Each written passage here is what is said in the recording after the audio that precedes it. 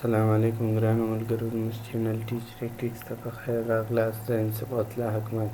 ملګرو، د نن په ویډیو کې موږ وایو څنګه کمپیوټر له لارې د وای فای پاسورډ پیدا او د هغه لپاره موږ دوې طریقې لرو. اوله طریقه به موږ راسو دلته سی ام ډي به راخلاصو، سی ام ډي به ورته ولیکو او دلته به په سی ام ډي باندې ډبل کلیک وکړو، دا به خلاص. هغه وروسته ملګرو دلته به ساده ورته ولیکو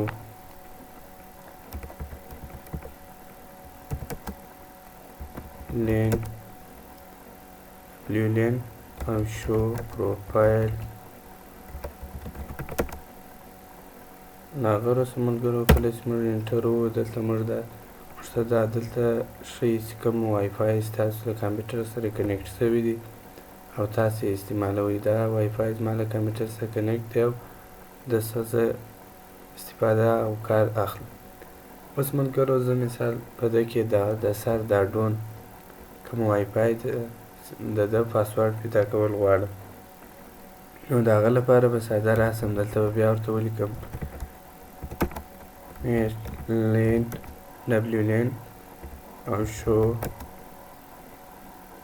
پروفایل. هغه وروسته ملګرو بیا ورته لیکم نیم.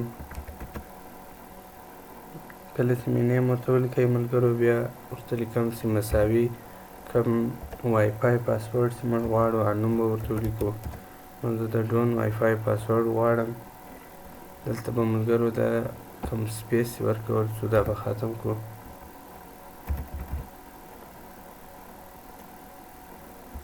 ډون به ورته ولیکو.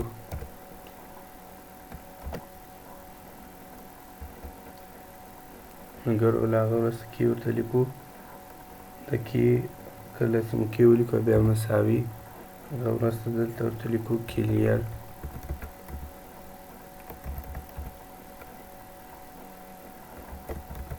کلیر او له هغه وروسته ملګرو بیک سپیس فایند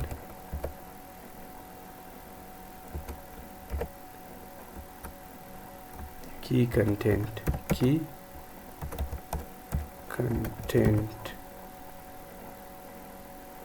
هغه وروسته ډبل ګوټ یعنی ډبله کامه ږدو او انټر وو. ملګرو اوس دلته دا کی کنټینټ مخته دا کوم پاسورډ چې وښوی دا د ډون د وای فای پاسورډ. دا یوه طریقه سو ملګرو. دویمه طریقه به موږ ساده راسو رن کمانډ کې به وینډو پلس آر وو. دلته به ورته ولیکو ncpa.cpl. هغه وروسته به انټر وو. دلته به راسو ملګرو پر ده به کلیک وکړو، ډبل کلیک وکړو، پر وای فای باندې به ډبل کلیک وکړو. دلته به راسو وایرلیس پراپرټیز ته، دلته به سیکیوریټي ته راسو، دلته به شو کریکټرز باندې کلیک وکړو. دا به موږ ته وښیي چې دا پاسورډ دا شی.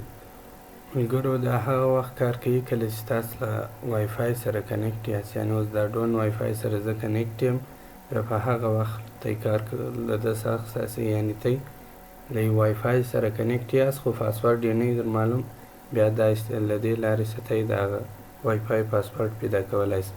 ملګرو که مو ویډیو خوښه شوې وي درسره لایک یې کړئ او زموږ چینل درسره سبسکرایب کړئ. تر بلې ویډیو پورې د خدای په امان.